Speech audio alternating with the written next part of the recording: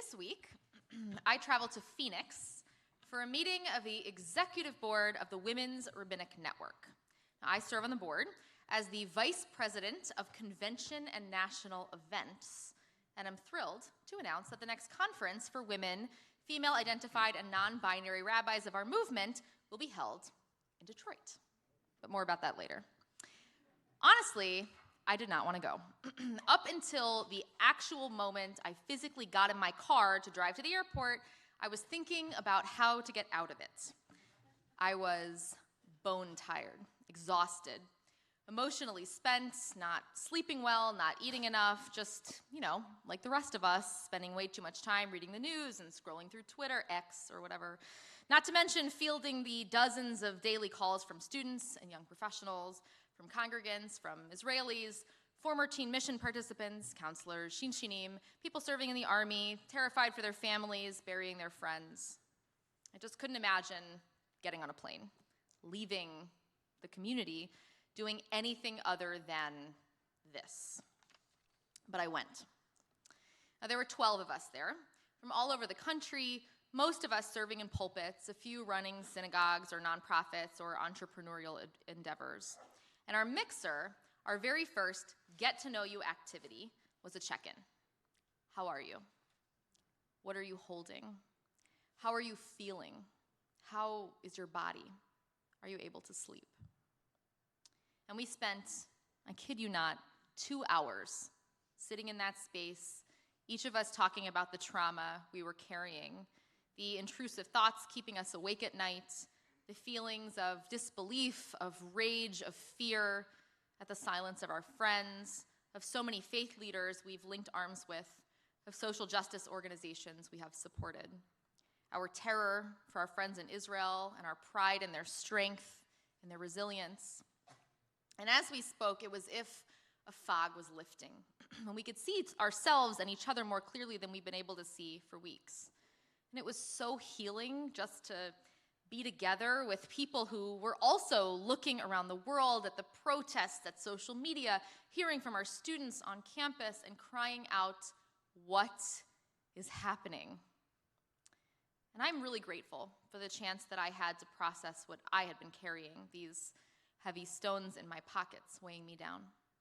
And so tonight, my mission is to attempt to recreate that feeling of temporary peace, of affirming that, no, you are not living in an alternate reality, and you are most definitely not alone.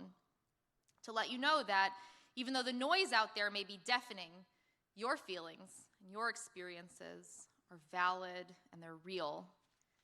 To give you the opportunity in this space just to breathe. Because there's something even more sacred, even more holy and needed and real about being Jewish in Jewish spaces now, about belonging, than there was before. And I feel it in my bones, and I know you do too. The week after, the first week after the pogrom on October 7th, I was absolutely broken by the stories coming from Israel. Stories of violence so depraved that I could not physically force my brain to really think about them. It's like when my mind wandered to that place after reading a testimony or a snippet of the news, my body protected me by just turning it off. This past week, though, I have been broken over and over and over again, not by the testimonies of survivors, not only by the mothers screaming on the news, "Give us back our children," but by the distance between what is happening in my head and what is happening outside of it. In my head, in my own echo chamber, people are supposed to care about human suffering, whether on the streets of Minneapolis or on the streets of Ukraine. We are supposed to fight for justice. We're supposed to use our voices and our power for good. The people on my side are the ones that link arms and push back when people are targeted because of their identities. They protect each other. They make the world a better, safer, and kinder place. But almost immediately, it became abundantly clear that the vast majority of who I thought shared my own values, so many of our values, were blinded, had been gaslighted, had soaked in and internalized the propaganda that I had just sort of shrugged off, believing that, of course, everybody could see right through it. Everyone, of course, could understand how shattered we were and how afraid. But no, it didn't matter. I was awash in a world of Jewish suffering they could not see. Jewish suffering simply did not fit into that world of advocacy. And this callous disregard for our pain was expressed in so many ways. There were the tweets, so many tweets. What did y'all think decolonization meant? Vibes, papers, essays, or the one that described the rampage the next morning as a glorious thing to wake up to. There was the statement by more than 24 Harvard student groups asserting in those first few hours in which we saw children and women and old people massacred that the Israeli regime was entirely responsible for all unfolding violence. And all of the other posts and statements and speeches implying that perhaps, contextually, Israel got what it deserved. Then there are the videos being shared from campuses of Jewish students cowering in a library this week, protesters pounding on the locked glass doors, of obscenities scribbled on the sidewalks in front of Jewish fraternities, of sickening posters calling for the world to be cleansed of trash with pictures of Jewish stars in a garbage can. The protesters photographed proud with these big shiny smiles on their faces. It's Hitler on the big screen at MSU. It's glory to the martyrs on the sides of buildings. It seems like it's everything, everywhere, all at once.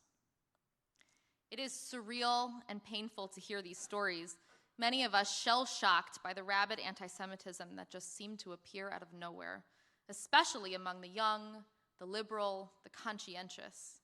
That has made many of us feel, myself included, politically homeless and naive and very lonely. So this is the part where we get to share in our grief. But I want to make something clear. Our pain is not limited to Israelis whose worlds have been destroyed. It's not limited to Jews now experiencing this truly mind-blowing uptick in anti-Semitism around the world. We do not want Palestinians to suffer. We do not crave death and destruction. We don't want Islamophobia, the boycotting of Arab-owned businesses. We are a peace-seeking people, and we believe that each and every person was created in the image of God.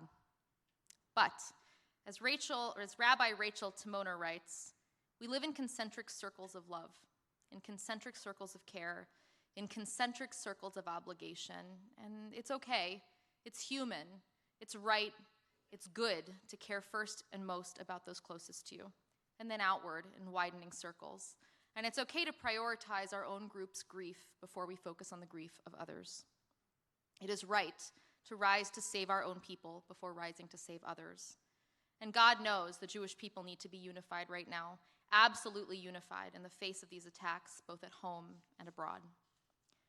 And taking care of each other, we know how to do that. We know how to do it really well.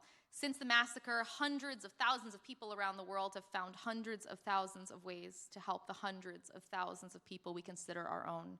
People who've lost homes or people or both, in a display of genius and generosity more vivid than any in my lifetime. Immediately, there was the creation of a free ride-sharing app, a free homestay app, a free food delivery app, a free babysitting app. It's as if Uber and Airbnb and DoorDash and Bambino just stopped charging in Israel. Massive warehouses were filled with clothes and toys and books and dishes, furniture, anything anyone might want, all donated, all for free. Therapists gave free sessions. Developers gave free apartments. Our local jewelers have run out of Jewish star necklaces. Our federation has raised $9 million, and 3,000 of you showed up at the Solidarity event 2 weeks ago. You've bought washing machines. You've made friendship bracelets and signed petitions. You've written letters to politicians and universities and newspapers and showed up at board meetings. Some of you have pulled your money out of institutions that were not living up to your values, invested in us instead, in this, both physically by showing up and financially to make sure we are strong and nimble and here 20 years from now to marry your grandchildren, to sit by your bedside, to teach and sing and stand strong with you. We are not done. We are just getting started. We have always been and we will always be a light unto the nations. Even in the darkest of days, each of us brings our own spark, our own flame, and we join them together, and we are together a blinding and radiant light. And when we are together, that light will keep us safe. It will keep us warm and sheltered and fierce and bright. It will show us the path forward, and it will mean that we cannot be ignored. I'd like to end with a piece by Rabbi Jen Lader that she published this week.